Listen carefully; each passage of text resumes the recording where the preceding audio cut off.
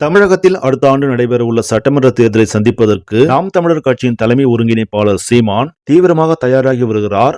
நாம் தமிழர் கட்சியின் பலமே இளைஞர்கள் தான் என்பதால் தேர்தலில் அவர்களுக்கு அதிக அளவில் முக்கியத்துவம் கொடுக்கப்பட உள்ளது.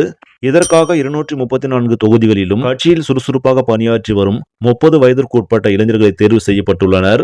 இதுபோன்று 130 பேரை தேர்தலில் களமிறக்க சீமான் திட்டமிட்டிருக்கிறார். தங்களது பகுதிகளில் மக்கள் நலன் சார்ந்த பிரச்சனைகளுக்காக குரல் கொடுக்கும் கட்சி இளைஞர்களின் பட்டியல் சேமிக்கப்பட்டு வருகிறது. அதிலிருந்து இளம் வேட்பாளர்கள் தேர்வு செய்யப்பட்டுள்ளனர். அதில் 130 பேரில் 65 பேர் இளம் பெண்களாக இருப்பார்கள் என்றும் நாம் தமிழர் கட்சியினர் தெரிவித்துள்ளனர். ஒவ்வொரு தேர்தலிலும் நாம் தமிழர் கட்சி சார்பில் ஆண்களுக்கு இணையாக பெண்களுக்கும் போட்டியிடுவதற்கு வாய்ப்பு வழங்கப்பட்டு வருகிறது. அந்த வகையில் வரும் தேர்தலில் 117 பெண் வேட்பாளர்களும் களம் காண உள்ளனர். நாம் தமிழர் கட்சி சார்பில் கடந்த ஆகஸ்ட் மாதத்தில் இருந்தே வேட்பாளர்கள் தேர்வு செய்யப்பட்டு வருகிறார்கள்.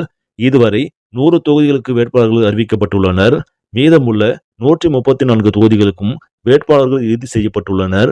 இது தொடர்பான அறிவிப்பு விரைவில் வெளியிடப்பட உள்ளது. திருச்சியில் அடுத்த ஆண்டு பிப்ரவரி மாதம் நாம் தமிழர் கட்சியின் மாநாடு நடைபெற உள்ளது. பிப்ரவரி முதல் வாரத்தில் மாநாட்டை நடத்துவதற்கான ஏற்பாடுகளை நாம் தமிழர் கட்சியினர் செய்து வருகிறார்கள். அந்த மாநாட்டில் 234 தொகுதிகளிலும் போட்டியிடும் வேட்பாளர்களின் முழு விவரங்களையும் சீமான் வெளியிட உள்ளார். மாநாட்டு மேடையிலிருந்தே தனது தேர்தல் பிரச்சாரத்தையும் சீமான் தொடங்குகிறார். இதன் பின்னர் தமிழகம் முழுவதும் சட்டமன்ற தொகுதி வாரியாக அனல் பறக்கும் பிரச்சாரத்தில் ஈடுபட உள்ள சீமான் நாம் தமிழர் கட்சி வேட்பாளர்களுக்கு ஆதரவு திரட்டுகிறார். கடந்த நாடாளுமன்ற தேர்தலில் 8% வாக்குகளை பெற்று நாம் தமிழர் கட்சி அங்கீகாரத்தை பெற்றுள்ளது. இதைத் தொடர்ந்து சீமான் தனது அடுத்த கட்ட பாய்ச்சலை சட்டமன்ற தேர்தலில் காட்டி கூடுதல் வாக்குகளை பெற்று வெற்றி பெற வேண்டும் என்பதில் உறுதியாக உள்ளார். பொறுத்திருந்து பார்ப்போம் சீமானின் யுக்தி எடுபடுமா என்று.